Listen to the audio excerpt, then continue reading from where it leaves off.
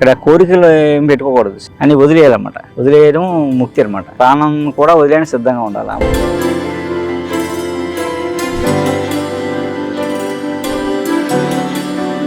ఈ బావిలో నీళ్ళు తాగుతారన్నమాట. బావిలో నీళ్ళు తోడుకొని మీ సంకల్పం చెప్పుకొని ఆ నీళ్ళు తాగితే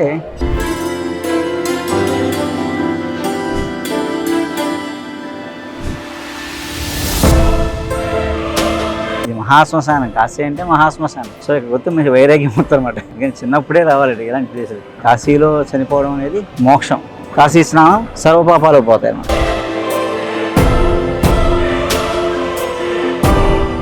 జీవిత సత్యంకి చిన్న ఎగ్జాంపుల్ అన్నమాట ఇది. ఇంకా చూస్తే ఏముంటుంది. అందరికీ నమస్కారం. మనం కాశీ యాత్రకు వచ్చాం. ఒక మంచి సంకల్పం కోసం వచ్చామండి. అప్పుడు గంగానది ఒడ్డున ఉన్నాం. దశాశ్వమేధ ఘాట్ ఇది. గంగాహారతి ఇక్కడే ఇస్తారు. సో ఇక్కడ బ్రహ్మేశ్వర శివలింగం ఇది. సో 4 తలలు ఉన్నాయన్నమాట. మామూలుగా అంటే బ్రహ్మకి 5 తలలు, శివుడు తల తీసేస్తారు. ఒక కథ ఉంది. అక్కడ ఏంటంటే బ్రహ్మేశ్వర స్వయంలింగం అనమాట. బ్రహ్మేశ్వర స్వామి లింగం ఇది. సో అక్కడ ఉన్నాం మనం. మన ఇక్కడి నుంచి యాత్ర ప్రారంభం అనమాట. ఈవినింగ్ దాకా ఈ కాశీ ఎందుకు వచ్చాము ఏంటి విషయం మీకు తర్వాత విషయం చెప్తాం వివరంగా.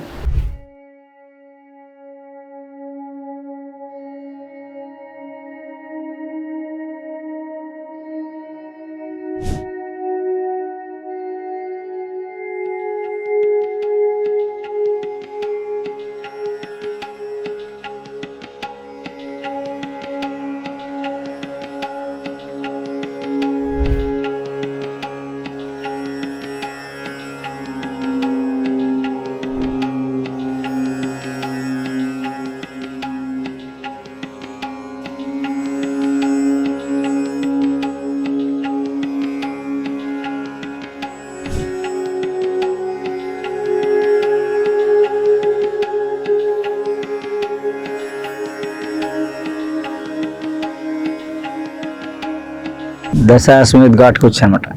దశాశ్వమేధ ఘాట్ అంటే 10 అశ్వమేధ యాగాలు చేశారన్నమాట. ఆ ఘాట్కి వచ్చాను. ఆ టెంపుల్ పక్కన దగ్గర ఇది. ముఖ్యంగా ఇక్కడ స్నానం, గంగానదిలో స్నానం చేస్తే పాపాలన్నీ పోతాయని చెప్తారు. ముక్తి కలుగుద్ది అనమాట. ముక్తి మోక్షం వస్తాయని చెప్తారు. ఆ రెండో ఇక్కడ ఏంటంటే అన్ని ఏదైనా వదిలేయడమే. ఇక్కడ కోరికలు ఏం పెట్టుకోకూడదు. కాశీకి వచ్చి కోరుకోకూడదు అంటే ఏమైనా అన్ని వదిలేయాలన్నమాట. వదిలేయడం ముక్తి అనమాట. విముక్తి వదిలేస్తే విముక్తి అవుతుంది అనమాట. అన్నీ వదిలేయాలి, ఏం వదిలేదు. ప్రాణం కూడా వదిలేయడానికి సిద్ధంగా ఉండాలి. ఉన్నప్పుడు మనం చాలా సంతోషంగా ఆనందంగా ఉంటాం. ప్రతిరోజు కూడా నవ్వుతూ ఉంటాం. అలా ఏంటంటే ఇక్కడికి వస్తే ఏదో ఒకటి వదిలే అంటారు, నీకు నచ్చింది వదిలే అంటారు. అది కాదు, అన్నీ వదిలేయడానికి సిద్ధంగా ఉండాలన్నమాట. మనకి ఏం కావాలో పరమశివుడు చూస్తారన్నమాట. అంటే ఎప్పుడు ఏం కావాలో ఇస్తాడు, ఆ టైంకి ఏం కావాలో ఇస్తాడు. చాలుగా మనకి ఆ టైంకి ఏం కావాలో వస్తే చాలు. సో మనకు తరతరానికో మనకి తరతరాలు వచ్చినాయని మన సంపద మన దగ్గర ఉండిపోవాలనుకున్నాం అనుకోండి, ఏముండదు, మనం కూడా ఉంటాం దాంతోపాటు. అలాంటి ముక్తి మోక్షం కలగాలంటే వదిలేయడం సిద్ధంగా ఉండాలి. అందుకని ఒకటి కాదు, వదిలేస్తే అన్నీ వదిలేయాలి. ఎప్పుడైనా వదిలేయడం సిద్ధంగా ఉండాలన్నమాట. అలా వదలడం నేర్చుకుంటే మనం సంతోషంగా ఉంటాం.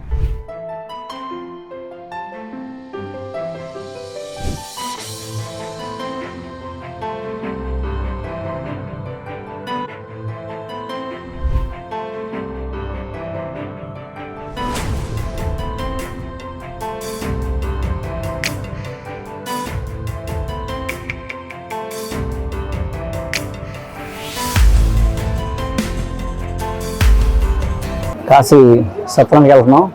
తెలుగు సత్రం అది. ఎప్పుడు వచ్చినా నేను వంట చేసి పెడుతుంటా కదా. సో నేను ప్రసాదం చేసిస్తున్నాం వాళ్ళకి. ప్రసాదం సామాన్లకి కొట్టుకొచ్చామండి, కిరాణా కొట్టుకి. బెల్లం, జీడిపప్పు, కిస్మిస్, నెయ్యి, ఎలాచి అన్నీ ఇప్పుడు ఎండ. ఈ సర్వం కొంచెం జాగ్రత్తగా ఆశ్రమం చేస్తున్నాం. సత్రం సాయి విశ్వనాథ అన్నపూర్ణ సేవా సమితి. ఎప్పుడు వచ్చి ఉంటాను నేను. అవన్నిటికి వస్తే ప్రసాదం ఉండి ఉన్నా నాకు అలవాటు.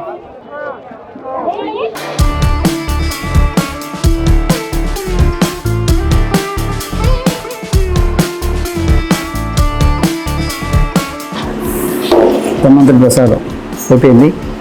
ఇప్పుడు వడ్డిద్దాం అందరికీ.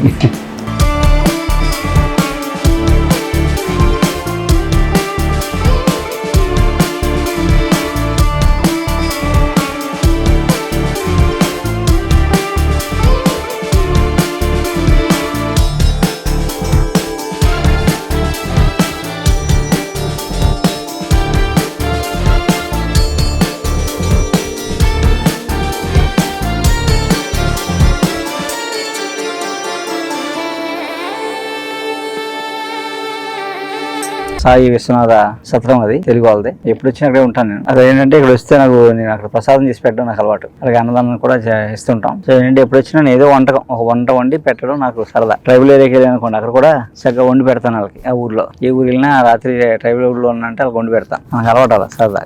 అన్ని నేనే సరుకులు తీసుకెళ్లి వండి పెడతాను అన్నమాట. అలాగే ఆ సత్రానికి ప్రసాదం అది అయిన తర్వాత కాశీలో కాలభైరవ గుడి పక్కనే మహామృత్యుంజయ ఆలయం ఇది.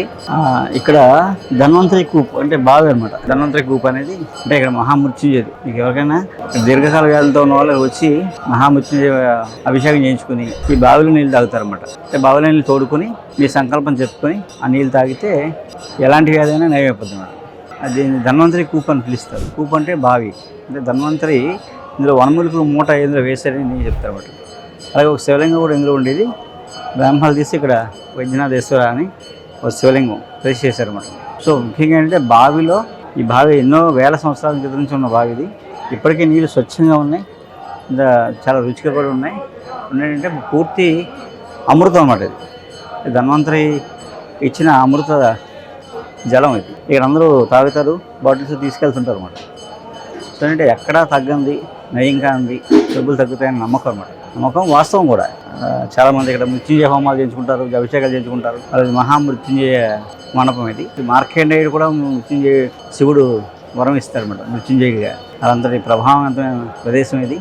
మనకి కాశీలో విశేషమైన ప్రదేశం అన్నమాట.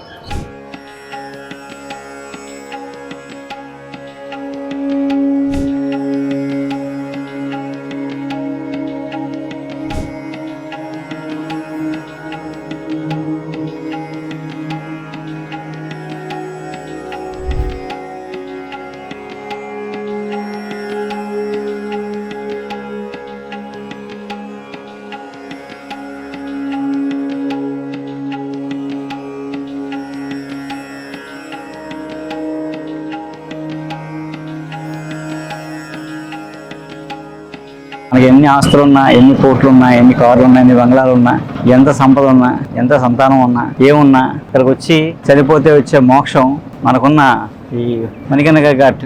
ఈ ఘాట్ ఇక్కడ వచ్చి చనిపోతే కాశీలో ఈ ఘాట్లో చనిపోయి ఇక్కడ చనిపోతే వచ్చే మోక్షం మనకి ఏమీ దేనివల్ల రాదన్నమాట. ముక్తి మోక్షం వచ్చేది ఇదే.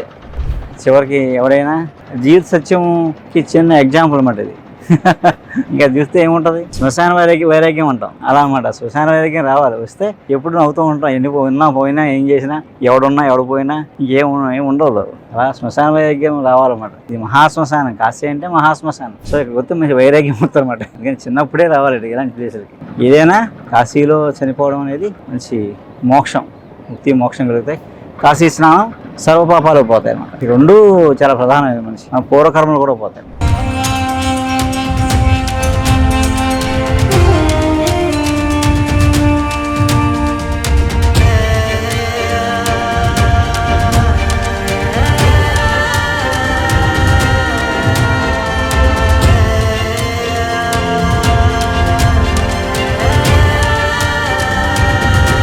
పక్కనే మణికర్ణిక ఘాట్ పక్కనే కాశీ విశ్వనాథ్ టెంపుల్ అన్నమాట.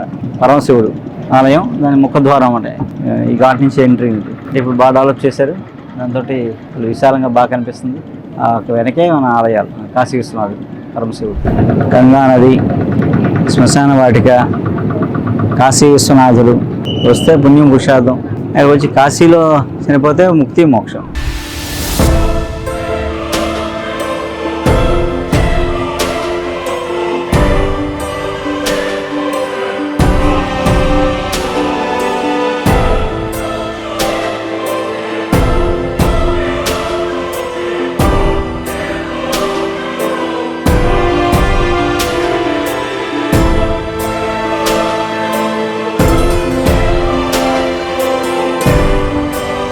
వెనకాల సత్యహరిశ్చంద్ర ఘాట్ ఇది. ఇక్కడ ఎప్పుడు కలుతూనే ఉంటాయి సవాళ్ళు. సత్యహరిశ్చంద్రుడు కాటికాపరిగా ఉన్న ఇది అనమాట. అంటే కలియుగంలో అబద్ధం ఆడకుండా ఉంటే అధపాదం దొక్కేస్తారు. కలి ధర్మం అది. సత్యహరిశ్చంద్రుడు చూసాం కదా, రాజు హరిశ్చంద్రుడు వాడే కాటికాపరిగా వచ్చారన్నమాట. అబద్ధం ఆడకుండా ఉండడం, ఎంత కష్టం వచ్చినా అబద్ధం ఆడలేదు. ఇప్పటికీ సత్యహరిశ్చంద్రుడు ఎందుకు పెట్టుకుంటాం.